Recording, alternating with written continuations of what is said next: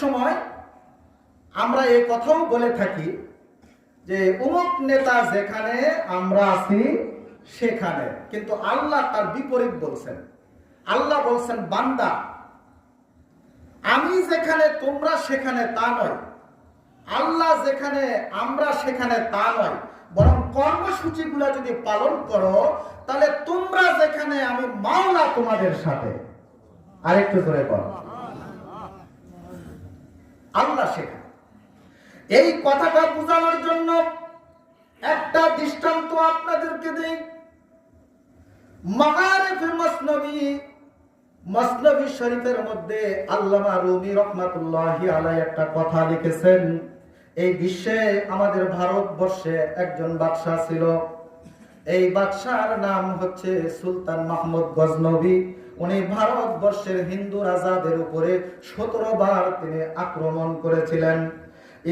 Inner ভিতরে হযরতে ওমর ফারুক রাদিয়াল্লাহু তাআলা আনহুর গুণাবলী ছিল। ইনি প্রত্যেক রাত্রে কমপক্ষে 100 রাকাত নফল নামাজ না পড়ে ইনি ঘুমাইতেন না।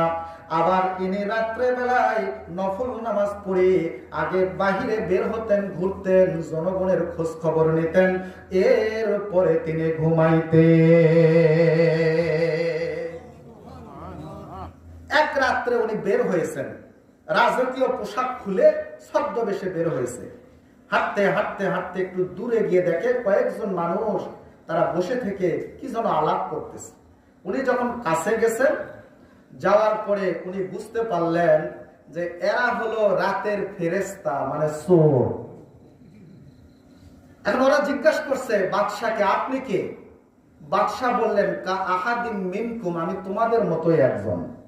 এখন চোরেরা মনে করছে যে আমরা তো চোর, উনি যেহেতু আমাদের মতো একজন, মানে উনিও চোর। বরং চোর না, আমরা তো আসছি 4 জন, উনি আসছে একাই, বরং উনি আর দুর্ধর্ষ, উনি ডাকাত। ওয়েলকাম, স্বাগতম, আসুন আমাদের সাথে বসুন, যেহেতু আমাদের মতোই আপনি একজন। বসার পরে বলছেন যে তোমাদের কার কি যোগ্যতা আছে একটু বলো। একজনে বলছে, আমার যোগ্যতা হচ্ছে রাস্তা দিয়ে যখন আমরা যাব চুরি করার জন্য, তখন কুকুরেরা অনেক সময় ঘেউ ঘেউ ঘেউ ঘেউ করে। আমি তখন বুঝতে পারি কুকুর কি বলতেছে, কুকুরের ভাষা আমি বুঝতে পারি। সবাই বলে তোমার তো দরকার, কারণ এই যোগ্যতার এই কাজের জন্য খুবই প্রয়োজন। কুকুর কি বলে তুমি যদি বুঝতে পারো আর আমাদেরকে যদি তুমি সেটা জানাইতে পারো, আমরা সতর্ক হতে পারবো। আরেকজনকে জিজ্ঞাসা করলেন, তুমি বলো তোমার কি যোগ্যতা? সে বলে, আমার যোগ্যতা হলো আমার হাতের ভিতরে যেখানে আমরা চুরি করতে যাব, বাড়ির ভিতরে উঁচা উঁচা মোটা মোটা বাড়ির চতুর্পাশে দেওয়াল থাকে, এরপরে দরজার মধ্যে তালা লাগানো থাকে, শীত কাটতে হয়, অনেক পরিশ্রম করতে হয়। আমি যদি থাকি শীত কাটতে হবে না, তালা খুলতে হবে না। আমি যদি তালার মধ্যে হাত দেই সাথে সাথে তালা খুলে যাবে। এমনকি দেয়ালের মধ্যে যদি আমি হাত দেই সাথে সাথে দেয়ালে ফাটল ধরে দেয়াল সরে যাবে। আরেকটু জোরে কর, চুরির কাজে যোগ্যতার দরকার আছে না নাই? খুবই উপকারী যোগ্যতা, সবাই খুশি। 3 নম্বর ব্যক্তি, তুমি বলো তোমার কি যোগ্যতা? তিনি বলেন, বাড়িতে ঢোকার পরে তোমরা তো জানতে পারবে না কোথায় কি সম্পদ আছে, মাটির নিচে কোথায় কোন সম্পদ গোপনে রেখে দিয়েছে। আগে তো এত ব্যাংক ছিল না, মানুষ কলসির মধ্যে পাতিলের মধ্যে বিভিন্ন ভাবে মাটির নিচে টাকা পুঁতে রাখতো, কোন জায়গায় কোন সম্পদ রেখেছে। আমি যদি আমার নাকটাকে যদি আমি মাটির সঙ্গে একটু লাগাই দেই, তাহলে আমি বুঝতে পারি কোন জায়গায় কোন সম্পদ আছে। সবাই বলে এটারও দরকার। 4 নম্বর, তুমি বলো তোমার কি যোগ্যতা? সে বলে, আমি অন্ধকারের কারণে রাত্রে যেই মানুষটাকে আমি দেখতে পারলাম না, কিন্তু যার কথা আমি শুনি, দিনের বেলা যদি ওই মানুষটাকে আমি দেখি, ওই লোকটাকে আমি চিনতে পারি। সবাই বলে এই যোগ্যতারও আমাদের এই কাজের প্রয়োজন, তোমারও দরকার আছে। কারণ অনেক সময় ছদ্মবেশে সেই লোকেরা ঘোরাঘুরি করে, তুমি যদি চিনতে পারো রাত্রে যে লোকটা ছিল আমরা জানি না লোকটা কোন ধরনের। দিনের বেলা তুমি চিনতে পারবা এই লোকটা আমাদের সাথে ছিল কিনা। আমরা ধরা পড়ার থেকে নিজেদেরকে আমরা রক্ষা করতে পারবো। এবার চারজন তাদের নিজেদের যোগ্যতার কথা যখন শেষ করলো, এবার সবাই মিলে বাদশাকে বলতেছে, আপনি বলেন আপনার কি যোগ্যতা আছে? এবার বাদশা বলতেছেন, আমার যোগ্যতা হলো আমার দাড়ির মধ্যে আমি কেউ যদি আসামি হয়ে যদি আদালতের কাঠগড়ায় দাঁড়িয়ে যায়, তার বিরুদ্ধে যদি আপনার এখানে ফয়সালা হয়, মৃত্যুদণ্ড হয়, যদি আজীবন জেলের ফয়সালাও যদি হয়, আমি যদি একটু হাত দিয়ে দাড়িটা যদি নাড়াচাড়া করি, তাহলে সাথে সাথে ওই ফাঁসির আসামি বেকসুর খালাস হয়ে যায়। এই যোগ্যতা সবাই খুশি যে এটা তো বেশি দরকার। আমরা এই চারজনের মধ্যে লিডার ছিলাম। আমি আর লিডারই আমার কাছে রাখতে চাই না। আপনি আজকে থেকে আমাদের লিডার। লিডার কাকে বানাইলো? বাদশাকে। বলেন কাকে? বাদশাকে। বাদশা কোথায়? ওদের সাথে আছে। বাদশা কোথায় আছে? ওদের সাথে। এবার তারা চিন্তা করলো, দেখো আলাপ আলোচনা করতে করতে তো গভীর রাত হয়ে গেল। এখন কার বাড়িতে আমরা যেতে পারি চুরি করার জন্য? সবাই মিলে এবার পরামর্শ হলো, আর কারো বাড়িতে যাব না, টাইম আছে অল্প, অল্প টাইমে যেন বেশি মালামাল চুরি করা যায়। অন্য কারো বাড়িতে আমরা আজকে আর যেতে চাই না। আজকে আমরা কেবলমাত্র শুধুমাত্র এদেশের বাদশাহ সুলতান মাহমুদ গজনবী তার বাড়িতে আজকে চুরি করব। বাদশা কোথায়? বলেন ওদের সাথে আছে। আল্লাহ বলেন, ওয়াকাল আল্লাহু ইন্নী মাআকুম লা ইন আকামতুমুস সালাতা ওয়া আতাইতুমুজ যাকাত।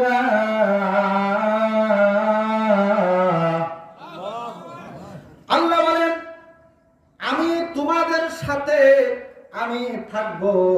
এই বাদশা যেমন তাদের সাথে আছে, আল্লাহ বলেন আমিও তোমাদের সাথে থাকবো। তবে একটু পার্থক্য আছে। বাদশা আছে সশরীরে, আল্লাহ কিন্তু সশরীরে আমাদের সঙ্গে থাকবেন না, বরং আল্লাহর কুদরতি ক্ষমতা, আল্লাহর মদদ, আল্লাহর সাহায্য এই ইমানদার বান্দা, মুমিন বান্দা যারা এই কর্মসূচিগুলা পালন করবে তাদের সাথে থাকবে। চুরি করার জন্য বাদশার বাড়ির কাছে গেল। এবার কুকুর দেখে ঘেউ ঘেউ আরম্ভ করে দিল। 5 জনের ভিতর থেকে একজন বলতেছে, কার যোগ্যতা? যার যোগ্যতা কুকুরের ভাষা বুঝে, বলো কুকুর কি বলতেছে। এবার তিনি বলতেছেন, কুকুর কি বলতেছে আমি তো বুঝতেছি, কিন্তু সেই কথা যদি আমি তোমাদেরকে বলি তোমরা কিন্তু বিশ্বাস করবা না। বলে বলো কুকুর কি বলতেছে। সেই লোকটা বলে, ও চোরের দল, কুকুর বলতেছে কোথায় চুরি করতে যাস, কোথায় চুরি করতে যাস? যার বাড়িতে তোমরা চুরি করতে যাও সেই রাজা তোমাদের সাথেই আছে। এরা কয় ভণ্ডামি করার জায়গা পাওনি। মনে করছিলাম তোমার একটা ভালো যোগ্যতা আছে, এখন তো দেখছি ভণ্ডামি ছাড়া কিছু না। রাজা কি আমাদের সঙ্গে চুরির কাছে থাকবে নাকি? তুমি এলা ভণ্ডামি ছাড়া তোমার কিছু না। আমার ভাইরা, আপনারা কি মনে করেন উনি যে বললেন কুকুরের ভাষা বুঝেন এবং কুকুর বলতেছে রাজা তোমাদের সাথে আছে, কথাটা সত্য না মিথ্যা? সত্য কথা, কিন্তু তারপর ওরা বিশ্বাস করলো না। তার কারণ হলো সম্পদের মোহ, সম্পদের মহাব্বত, সম্পদের লোভ তাদের অন্তরের মধ্যে ঢুকে গেছে। ঠিক তেমনি ভাবে আজকে ওলামায়ে কেরাম ওয়াজ মাহফিলে, বিভিন্ন জায়গায়, মসজিদে, শুক্রবারে, মাদ্রাসায়, খানকায় পীর সাহেবেরা আমাদেরকে বোঝাচ্ছে, ও আল্লাহর বান্দারা দুনিয়ার পিছনে মত্ত হয় না, এই দুনিয়ার থেকে ফিরে আসো, তোমরা আল্লাহর হুকুম মানো, রাসূলের তরিকা, সাহাবাদের আদর্শ মোতাবেক চলো। কিন্তু আলেমেরা এতই বুঝাই আমাদেরকে, কিন্তু দুনিয়ার মহাব্বত অন্তরে এতটুকু বসে গেছে, যার কারণে আলেমদের কথাকে এই দুনিয়াদার মানুষেরা পাত্তাই দিতে চায় না। কথা বলেন ঠিক না ঠিক? আবার কেউ কেউ বলে হুজুররা কি বোঝে, হুজুররা কি ঘোড়ার ডিম বোঝে, হুজুররা 15-16 বছর মাদ্রাসায় লেখাপড়ে, হুজুররা কিছু বোঝে না? তোমরা এতই বুঝো তো তোমার বাচ্চাটা তোমার কাছে পড়ালেই তো হয়, হুজুরের কাছে মাদ্রাসায় পাঠানোর দরকার কি? কথা বলেন ঠিক না ঠিক? এবার তারা বাড়ির দরজার কাছে গেল। সেখানে যাওয়ার পরে ওই যে দরজায় হাত দিলে তালা খুলে, তাকে তারা বললেন তোমার কাজ এবার তুমি করো, দেখি তোমারও ভণ্ডামি তোমার ভিতরে আছে নাকি। এবার লোকটা তালার মধ্যে যেই মাত্র হাত দিল, সঙ্গে সঙ্গে তালাটা খুলে গেল, ভিতরে চলে গেল।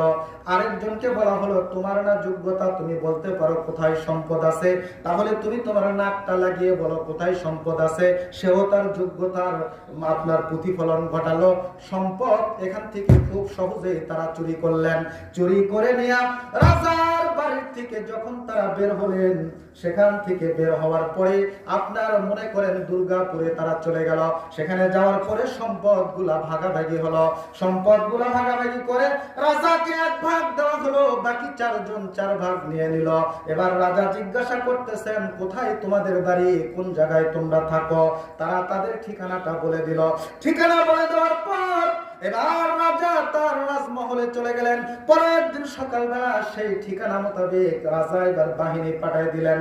সে তখনকার যে বাহিনী ছিল, মনে করেন উদাহরণস্বরূপ পুলিশ, বিডিআর, আর্মি পাঠিয়ে দিল, যৌথ বাহিনী পাঠিয়ে দিল তাদেরকে ধরার জন্য। বাহিনী গিয়া তাদেরকে ধরে আনলেন।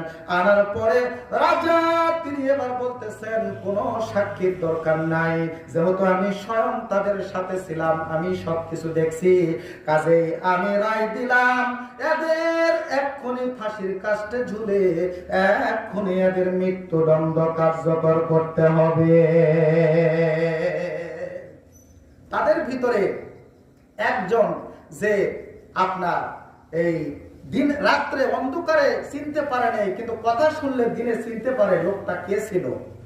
রায় শোনার পরে সবার চোখ মুখ শুকায় গেছে, কিন্তু ওই একজন খালি মিট মিট মিট মিট করে হাসে। রাজা জিজ্ঞাসা করে তুমি হাসো কা? লোকটা বলে রায় তো হলো 4 জনের, আমি তো যেই লোকটাকে রাত্রে দেখি অন্ধকারের কারণে যদিও তাকে চিনতে পারিনি, কিন্তু কথা শুনলে দিনের বেলা বুঝতে পারি লোকটা কে ছিল। আমি তো বুঝতে পারতেছি আমাদের সঙ্গে আরো একজন ছিল, তার কিন্তু একটা যোগ্যতার কথা আমাদেরকে বলেছিলেন। আমি চাই উনিও যেন এক্ষুনি ওনার যোগ্যতাটাও উনি এখানে দেখা। রাজা বললেন তুমি তো খুব চালাক। রাজা এবার দাড়িতে হাত দিলেন। হাত দেওয়া মাত্রই সবার সাজা থেকে মুক্ত হয়ে বেকুসুর তারা খালাস হয়ে গেল। বলেন সুবহানাল্লাহ।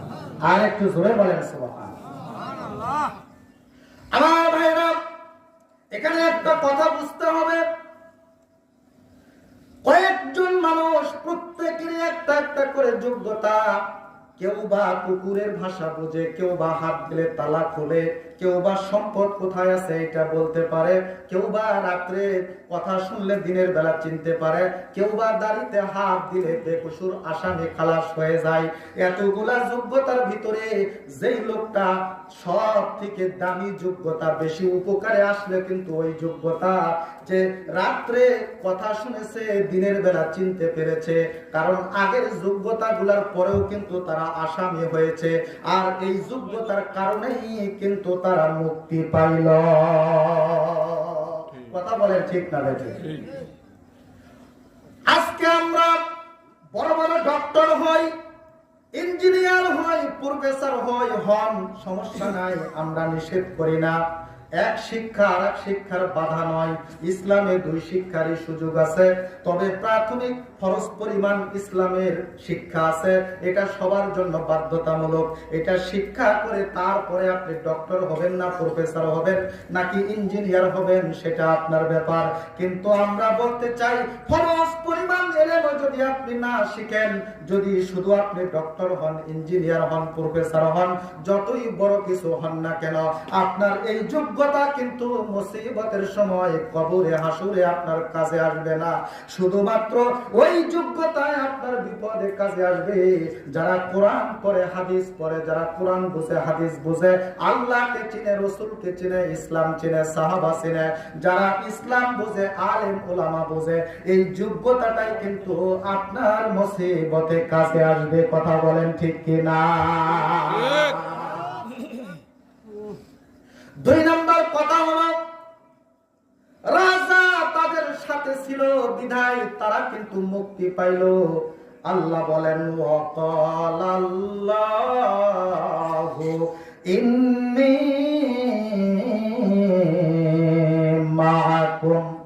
আল্লাহ বলেন, বান্দা, কয়েকটা কর্মসূচি যদি তোমরা পালন করো, বাদশা যেমন চোরদের সাথে থাকার কারণে চোরেরা মুক্তি পাইল, আমি আল্লাহ তোমাদের সঙ্গে থাকব। দুনিয়াতে যদি তোমরা অভাবে পড়ো, তোমাদের অভাব আমি দূর করে দিব। যদি অসুস্থ হও, সুস্থ করে দিব। যদি বিপদে পড়ো, বিপদ থেকে মুক্ত করে দিব। যদি যুদ্ধের পরিস্থিতির সম্মুখীন হও, তোমাদেরকেই বিজয়ী করব। আর একটু জোরে কর। কিন্তু শর্ত হলো কয়েকটা কর্মসূচি পালন করতে হবে। আল্লাহ বলেন, এক নম্বর কর্মসূচি, লা ইন আকামতুমুস সালাতা ওয়া আতাইতুমুজ যাকাত।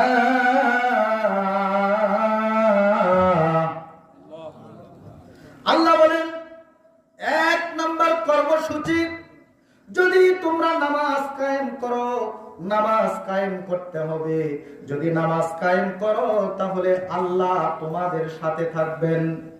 এখন আপনারা জানেন নামাজ এটা ফরজে আইন, নামাজ সবাই জানে, নামাজ পড়তে হবে। নামাজের ব্যাপারে আপনাদেরকে আমি কি বলবো, তবে একটা কথা আমি না বলেই পারি না। আমরা যদি নামাজ কায়েম করি, আল্লাহ পাক আমাদেরকে কি রকম মর্যাদায় মর্যাদাবান করবেন, আল্লাহ আমাদেরকে কি রকম ভাবে সম্মানিত করবেন, এই একটা কথা আমি আপনাদেরকে বলতে চাই। হযরত ইউসুফ আলাইহিস সালাতু ওয়াস সালাম, তিনি যখন মিশরের খাদ্যমন্ত্রী হলেন, অর্থমন্ত্রী হলেন, বাণিজ্য মন্ত্রী হলেন, তখন মিশরের মধ্যে আপনার এই অভাব দেখা দিয়েছে, দুর্ভিক্ষ দেখা দিয়েছে, জমিতে ফসল হচ্ছে না, বৃষ্টি বন্ধ হয়ে গেছে। এমন সময় মানুষেরা খাদ্য নিতে আসতেছে। হযরত ইউসুফ আলাইহিস সালাতু ওয়াস সালাম তিনি রিলিফ কার্ড সিস্টেমে মানুষদেরকে তিনি খাবার দিচ্ছেন। সব মানুষেরা দূর দূরান্ত থেকে খাবার নিতে আসতেছে। একজন ব্যক্তি এসে বলছেন, ও মিশরের খাদ্যমন্ত্রী, আমাকে কিছু খাবার দেন। তাকে কিছু খাবার দেওয়া হলো। তিনি বলছেন, আরো আমাকে দেন। আবারও তাকে দিতে বললেন, আবার দেওয়া হলো। তিনি বলছেন, আরো আমাকে খাবার দেন, আমার আরো দরকার। আবার তাকে দেওয়া হলো। আবার সে চায়। হযরতে ইউসুফ আলাইহিস সালাতু ওয়াস সালাম এবার তাকে বলতেছেন, মানুষেরা দুর্দশার মধ্যে আছে, আপনাকে একাই যদি আমি খালি একের পর এক দিতে থাকি, তাহলে আর মানুষদেরকে আমি কি দিব? আল্লাহু আকবার। মানুষ অভাবে পড়েছে, রিলিফ সিস্টেমে মানুষদেরকে খাবার দিয়েছেন পয়গম্বর হযরত ইউসুফ আলাইহিস সালাম। বলেন সুবহানাল্লাহ। আর ওপরে বলেন সুবহানাল্লাহ। আমার ভাইরা, এই সমস্ত ভালো ভালো কাজগুলা আমাদের দলের লোকেরাই করছে। হযরত ইউসুফ আলাইহিস সালাতু ওয়াস সালাম তিনি ছিলেন দাড়িওয়ালা, টুপিওয়ালা, জুব্বাওয়ালা, পাঞ্জাবিওয়ালা। কথা কোন ঠিক না বেঠিক? তিনি ছিলেন পাগড়িওয়ালা। কথা কোন ঠিক না বেঠিক? ইউসুফ আলাইহিস সালাম যখন খাদ্যমন্ত্রী ছিলেন, দেশের মধ্যে কোনো অশান্তি ছিল না, দেশের মধ্যে শৃঙ্খলা ছিল, মানুষ তাদের ন্যায্য অধিকার পেয়েছে। কথা কোন ঠিক না বেঠিক? আজকে মানুষ হিংসা করে কয়, হুজুরেরা থাকবে মসজিদে মাদ্রাসায়, হুজুরেরা থাকবে নামাজ রোজা নিয়া, হুজুররা সংসদে আসতে চায় কেন? কথা বলেন ঠিক না বেঠিক? ভাইরা আমার, এদেশ কয়েকবার স্বাধীন হয়েছে। এই দেশ কিন্তু একদিনে বাংলাদেশ হয় নাই। এই দেশ আগে ছিল ভারতবর্ষ, সেখান থেকে স্বাধীন হয়েছে পাকিস্তান, তারপরে সেখান থেকে হয়েছে বাংলাদেশ। এতদিন যাওয়ার পরেও আজকে মানুষের কিন্তু ভাগ্যের কতটুক পরিবর্তন হয়েছে, দুর্দশা কতটুক কেটেছে, এটা আল্লাহ ভালো জানে, জনগণই ভালো জানে। কথা বলেন ঠিক না বেঠিক? কিন্তু এক নেতা আসছে, নেতা চলে গেছে, নেতার পরিবর্তন হয়েছে, কিন্তু নীতির পরিবর্তন হয় নাই।